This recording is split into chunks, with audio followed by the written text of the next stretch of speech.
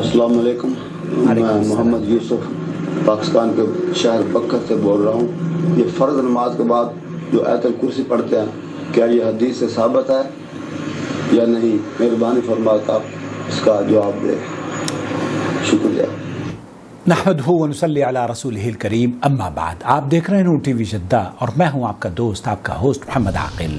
ہمارے چینل کا فارمیٹ یہ ہے کہ آپ وائس میسج ہمیں واٹس ایپ اس نمبر پر کر دیتے ہیں اور ہم یوٹیوب پر آپ کے سوال کا جواب لے کر حاضر ہوتے ہیں، جیسے کہ بھائی نے پاکستان سے سوال کیا اور آج آپ تک ہماری آواز پہنچ رہی ہے اس یوٹیوب چینل کے ذریعے، جو کہ ہمارا نیا چینل ہے۔ پلیز اگر اسے ابھی تک آپ نے سبسکرائب نہیں کیا تو کر لیجئے، دیر کس بات کی ہے، اور بیل آئیکن دبانا نہ بھولیں، آل نوٹیفیکیشن الاؤ ضرور کریں تاکہ ہماری تمام ویڈیوز کی اطلاعات آپ تک پہنچتی رہیں۔ اور اس چینل کو اگر آپ اپنا سپورٹ دینا چاہتے ہوں، فائنینشیل سپورٹ، تو اس کے دروازے بھی گوگل نے کھول دیے ہیں۔ آپ جوائن ممبرشپ کے ذریعے اس چینل کا حصہ بن سکتے ہیں۔ اس کے ایکوپمنٹ کو اپ گریڈ کرنے میں آپ ہمارے ساتھ معاون اور مددگار ثابت ہو سکتے ہیں۔ اس کی ویڈیوز کو دیکھنے کے بعد دوسروں کے ساتھ شیئر کیجیے اور لائک ضرور کیا کیجیے۔ سوال آپ نے سن لیا ہے، آیت الکرسی کے بارے میں پوچھا جا رہا ہے۔ آیت الکرسی کے سلسلے میں دراصل میرے گزشتہ چینل پر ایک ویڈیو تھی، شیخ عبدالعزیز بن باز اور دیگر اہل علم نے اس سلسلے میں یہی کہا ہے، جو احادیث بیان کی جاتی ہیں وہ احادیث ضعیف تو ہیں، لیکن بعض اہل علم نے ان کو حسن کا درجہ بھی قرار دیا ہے۔ تو اس سلسلے میں ڈاکٹر خالد المصلح سے بھی بالکل یہی سوال پوچھا جا رہا ہے، میں آپ کو لے کر چلتا ہوں۔ بعد قراءت آیت الکرسی، ہر فرض نماز کے بعد اس کا کیا حکم ہے؟ سأل عن قراءة آية الكرسي يا شيخ، يقول کیونکہ بھائی نے بھی یہی پوچھا ہے کہ آیت الکرسی نماز کے بعد ذکر و اذکار جب کرتے ہیں تو اس کا کیا حکم ہے؟ هل يشرع في قراءته بعد الصلاة، صلاة المکتوبہ، یا تسبیح اور تکبیر اور اس طرح کے جو اذکار ہیں ان کو ہمیں پڑھنا چاہیے؟ ان دونوں میں سے کس کام کو ہمیں کرنا چاہیے؟ سنت یہ ہے کہ آپ آیت الکرسی سے پہلے، آیت الکرسی کا حکم بعد میں آپ کی خدمت میں پیش کروں گا جو ڈاکٹر خالد المصلح بیان فرما رہے ہیں۔ سنت یہ ہے کہ آپ ذکر و اذکار، سلام پھیرنے کے بعد ذکر و اذکار اپنی سنت کا یہ حصہ ہے، یہ سنت ہے۔ ابن عباس رضی اللہ تعالی عنہما کی جو حدیث ہے،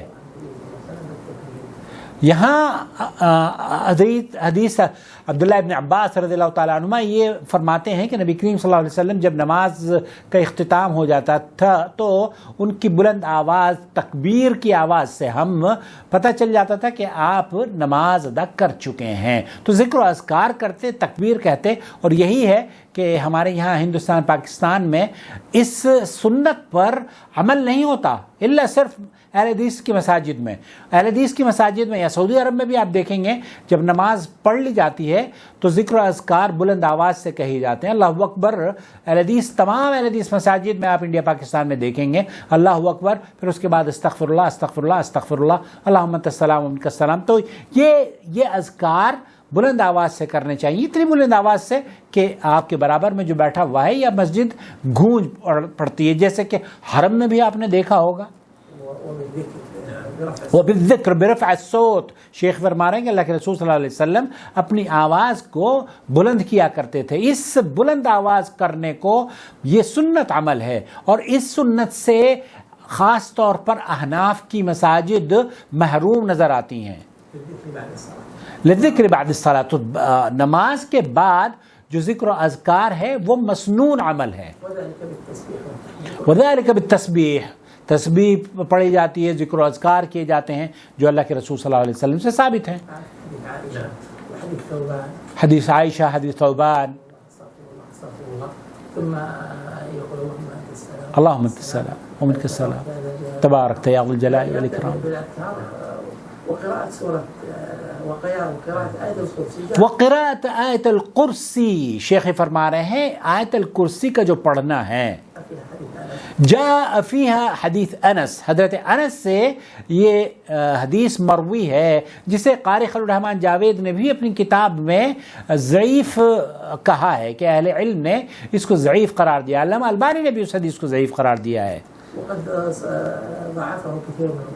وقد ضعفه كثير، اس حدیث کو بہت سارے محدثین نے ضعیف قرار دیا ہے، وحسنہ آخرون، اور بہت سارے اہل علم نے اس حدیث کو کہ نماز کے بعد سورہ فاتحہ پڑھنی چاہیے حسن درجے کا قرار دیا ہے۔ اگر آپ اس نتیجے پر پہنچے ہیں کہ یہ حدیث حسن درجے کی ہے تب آپ پڑھ لیں، اور اگر آپ کی یہ تحقیق ہے کہ یہ حدیث ضعیف ہے تو آپ اس کو چھوڑ سکتے ہیں۔ شیخ عبدالعزیز بن باز اور شیخ محمد بن صالح العثیمین نے فرمایا کہ یہ اس سلسلے میں احادیث ضعیف تو آئی ہیں، لیکن اگر آپ پڑھ لیتے ہیں تو کم از کم آیت الکرسی پڑھنے پر آپ کو اجر ضرور مل جائے گا انشاءاللہ تعالی۔ خلاصہ کلام یہ ہوا کہ حدیث جو آئی ہے اہل علم نے اس کو ضعیف قرار دیا ہے، اور بعض اہل علم نے اس کو حسن کے درجے میں بھی گردانا ہے، اور آپ اگر عمل کر لیتے ہیں تو انشاءاللہ تعالی اس میں کوئی حرج نہیں ہے۔ علماء کا موقف یہ ہے کہ اگر آپ اس کو حسن درجے کی حدیث سمجھتے ہیں تو فبیہا، کیونکہ اہل علم نے اس کو حسن درجے کی حدیث بھی سمجھا ہے اور لکھا ہے۔ اللہ تعالیٰ سے دعا ہے کہ اللہ تعالیٰ ہماری نمازوں کو قبول فرمائے اور ہمارے اس چینل کو قرآن و سنت کی نشر و اشاعت کا سبب بنائے، آمین یا رب العالمین۔ والسلام علیکم ورحمۃ اللہ وبرکاتہ۔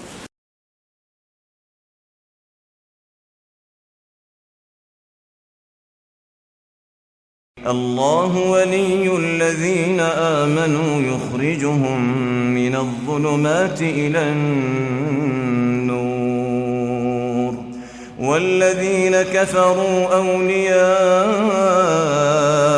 الطاغوت يخرجونهم من النور إلى الظلمات أولئك أصحاب النار هم فيها خالدون۔